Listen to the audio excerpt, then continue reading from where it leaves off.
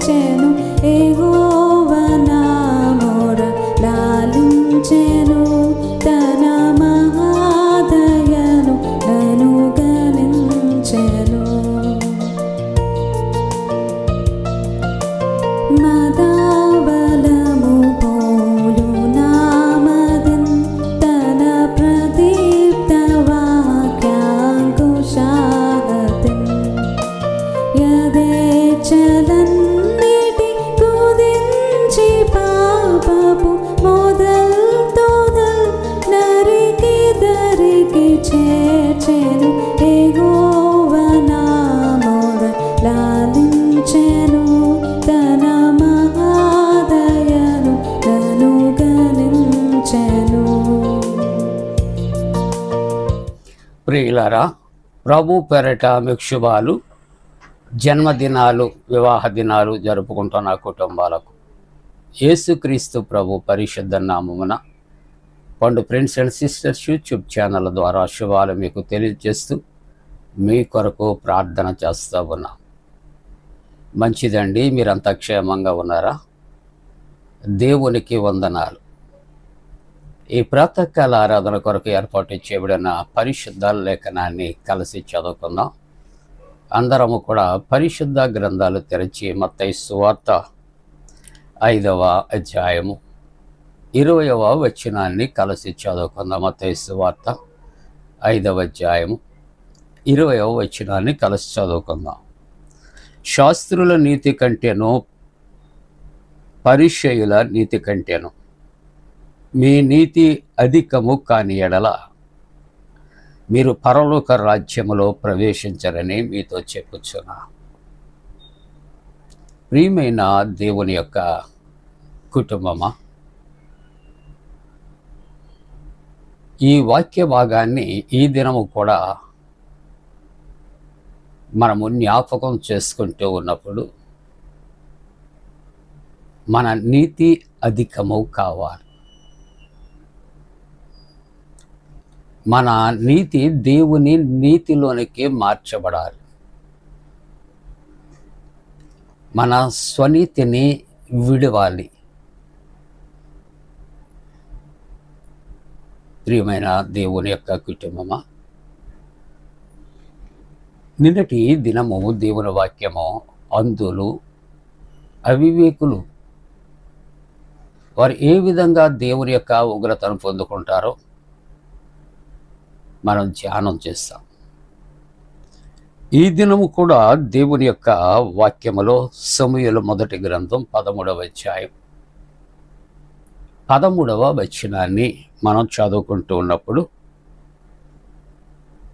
సమూయేలు అంటున్నాడు, సౌలుతో ఏమంటున్నాడు అని ఆలోచన చేస్తూ ఉంటూ ఉన్నప్పుడు నీ దేవుడైన యెహోవా నీకిచ్చిన ఆజ్ఞను గైకొనక నీవు అవివేకపు పని చేసితివి. దేవుడు మనకు ఇచ్చిన ఆజ్ఞలు మనం గాయకుంటానికి వివేకము కలిగి ఉండాలి. వివేకము అంటే ఒకవేళ అర్థం అవ్వటానికి కామన్ సెన్స్ అనుకుందాం. ఎవరైనా వ్యక్తి దారిపోయినటువంటి ఆ పాముని చూపెట్టి అది ఏమీ చేయదు, అది కరవదు, దాన్ని పట్టుకుంటే నీకు లాభం వస్తుంది, మేలు కలుగుతుంది అని చెబితే పట్టుకుంటామా?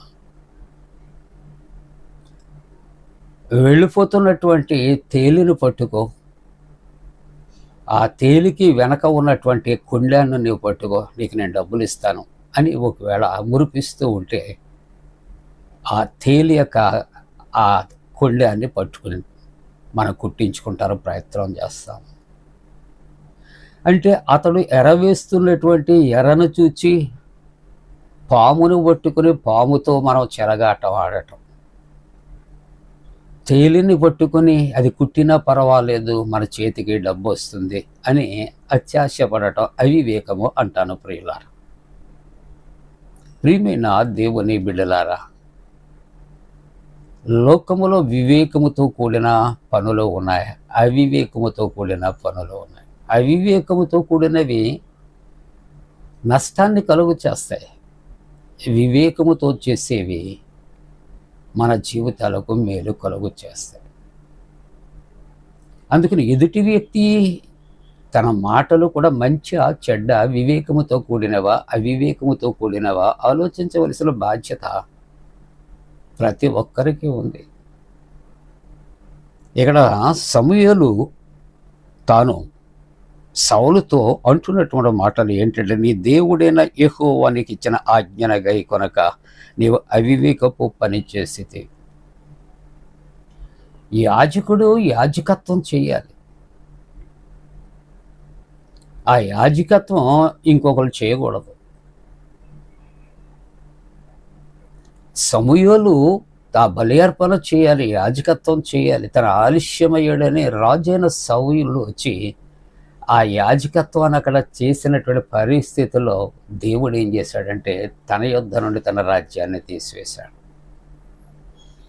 మనం చాలా సింపుల్గా తీసుకుంటాం, ఈ చిన్నదే కదా, ఇది ఒక్కటే కదా, ఏం పర్వాలేదు, నీవు నేను పర్వాలేదు అనుకుంటాం. కానీ నీతి న్యాయాలు పరిశీలిస్తున్నటువంటి ప్రభు నిన్ను నన్ను తక్కడిలో పెట్టి తోస్తా ఉన్నాడు. జాగ్రత్త. మన క్రియలు ఎరిగినటువంటి దేవుడు. అవివేకపు హృదయంతో ఉన్నామా, వివేకపు హృదయంతో ఉన్నామా? ఏమండి, సర్కస్ రింగ్లో పులులు ఉంటాయి, పులుల్ని ఆడించడానికి మాస్టర్ ఉంటాడు, చేతిలో హంటర్ ఉంటుంది. ఆ రింగ్లో పులుల్ని చక్కగా ఆడిస్తాడు. పైకి ఎక్కమంటే ఎక్కుతాయి, క్రిందకి దిగమంటే దిగుతాయి. అన్నంత మాత్రాన అతడు కూడా మనిషి, నేను మనిషినే, నేను అతనిలాగే ఉన్నాను, బలంగా ఉన్నాను, ధైర్యంగా ఉన్నాను, చూద్దాం అని రింగులోకి వెళ్ళాడు అనుకోండి, తర్వాత జరిగే కాన్సిక్వెన్సెస్ అంటే మీకు తెలుసు కదా, ఒక్క పంజా దెబ్బకు బలైపోతాం. దానినే వివేచన అంటాం, వివేకము అంటాం. అవివేకముతో చేస్తే చాలామంది పిల్లలు తల్లిదండ్రులతో ఎక్కడికి వెళుతున్నారంటే చాలా చక్కగా సర్కస్లకు వెళుతూ ఉన్నారు, జూ పార్కులకు వెళుతున్నారు. అనేక మందిని చూస్తున్నా వింటూ ఉన్నా బయట ఉన్నటువంటి వారి చేతులు లోపల వెళితే ఎలుగుబంటి పట్టుకుందని, పులి పట్టుకుందని. కాబట్టి ప్రియమైనటువంటి విశ్వాసులారా, 92వ సంకీర్తన 6వ వచనములో అవివేకులు వివేచింపరు, అవివేకము కలిగినటువంటి వారి మీదకి ఆపదలు ఎలాగ వస్తాయో మనం తెలుసుకున్నాం. వివేచన లేని వారి జీవితాల్లో కష్టాలు నష్టాలు కలుగుతూ ఉంటాయి. కాబట్టి దేవుని యొక్క వాక్యము 92వ కీర్తన 6వ వచనములో అవివేకులు వివేచింపరు. కనుక దేవుని యొక్క వాక్యము అంటున్నది, మీరు అవివేకులు, అంధులు అని దేవుని యొక్క వాక్యము హెచ్చరిక చేస్తూ ఉన్నది. ప్రియులారా, సామెతల గ్రంథములో 12వ అధ్యాయము 23వ వచనములో అవివేక హృదయులు తమ మూఢత్వము వెల్లడి చేయదురు. వివేకము కలిగిన వారు గౌరవ మర్యాదలను వారు కలిగి ఉంటారు, పొందుకుంటూ ఉంటారు. చెప్పిన మాట వింటారు, చేస్తారు. కానీ దేవుని యొక్క వాక్యము ఏమంటుందంటే, అవివేక హృదయులు తమ మూఢత్వమును అనగా తమ మూర్ఖత్వాన్ని వారు వెల్లడి చేస్తారు. అంటే అవివేకుల యొక్క మనస్తత్వం ఏంటి అంటే, అన్నీ నాకు తెలుసు, నువ్వు చెప్పనవసరత లేదు. ఇది అవివేకుల యొక్క లక్షణం ప్రియులారా. అందుకనే ఇర్మియా గ్రంథములో 4వ అధ్యాయములో 22వ వచనాన్ని చూస్తుంటున్నప్పుడు దేవుని యొక్క వాక్యము దేవుని చేత ఈ విధంగా హెచ్చరిక చేయబడుతుంది. ప్రభు అంటున్నాడు, ఆది కాండంలో నరుల యొక్క హృదయము బాల్యము నుండి చెడ్డది.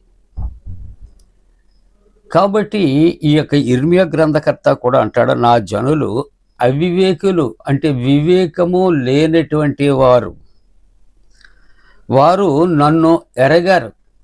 అంటే హృదయాలోచనలు ఆయనకు తెలుసు, మన పాపపు జీవితము ఆయనకు తెలుసు, మన యొక్క మూర్ఖత్వము ఆయనకు తెలుసు, మన తిరుగుబాటు ఆయనకు తెలుసు. అందుకని నా జనులు ఒకటి అవివేకులు, రెండవది వారు నన్ను ఎరగరు, వారు మూఢులైనటువంటి అనగా మూర్ఖులైనటువంటి పిల్లలు, నాలుగవది వారికి తెలివి లేదు, ఐదవది కీడు చేయుట వారికి తెలియను, 6 వారు మేలు చేయరు, 7 వారికి బుద్ధి లేదు. ఇలాగున ఆయన హెచ్చరిక చేస్తూ ఉన్నాడు. కాబట్టి ప్రభు అవివేకులారా, అంధులారా అని ఆయన హెచ్చరిక చేస్తూ ఉన్నాడు. కాబట్టి క్రీస్తుని కలిగి ఉన్నటువంటి మనం అంధులు, అవివేకులు అని శాస్త్రులు పరిచయాలు హెచ్చరిక చేస్తుండగా, ప్రభు యొక్క బిడ్డలముగా విశ్వాసులముగా ఉన్న మనమును కూడా మన జీవితాల్లో ఏదైనా శాస్త్రులకు పరిచయులకు ఉన్నటువంటి అవివేకము, అంధత్వము ఉంటే ఈ ఉదయకాలపు ఆరాధనలో వాక్య ధ్యానము ద్వారా వాటిని మనలో నుండి తొలగించుకుని వివేకులుగా మనం మారటానికి దేవుడు తన పరిశుద్ధాత్మకుడైన మనపై మెండుగా కుమ్మరించునుగాక. ఆమేన్. ప్రార్థన. పరిశుద్ధుడా, నీవు ఇచ్చిన వాక్యాన్ని దీవించి ఆశీర్వదించి, నీ ప్రజలము మేము అవివేకులము కాకుండా వివేకము కలుగుచ్చే. జన్మదినాలు, వివాహ దినాలు జరుపుకున్న కుటుంబాలను ఆశీర్వదించాను. చంటి బిడ్డలు, యవన బిడ్డలు ఆయురారోగ్యాల కొరకు, విద్య, ఉద్యోగ, వివాహాలు, సంతానము కొరకు ప్రార్థిస్తున్న కుటుంబాలు సత్సంతానం, నీట్ ఎగ్జామ్ రాసిన బిడ్డలకు విజయం, అలాగే అమలాపురం నుండి ప్రియులు ప్రభా దేవానంద్ గారు వారి కుమార్తె కూడా నీట్ ఎగ్జామ్ రాసి ఉంటుండగా నా తండ్రి హ్యాబిట్ యొక్క నాయన విజయము కొరకు ప్రార్థన చేస్తూ, అనారోగ్యంతో నా బిడ్డల యొక్క స్వస్థత కొరకు ప్రార్థిస్తూ యేసు నామమున వేడుకొంచున్నాం తండ్రి. ఆమేన్. మన పరమ తండ్రి అయిన దేవుని యొక్క ప్రేమయు, ప్రభువైన యేసుక్రీస్తు ప్రభు కృపయు, పరిశుద్ధాత్మక అన్యోన్య సహవాసము తోడుగుండి సంరక్షించి కాపాడునుగాక.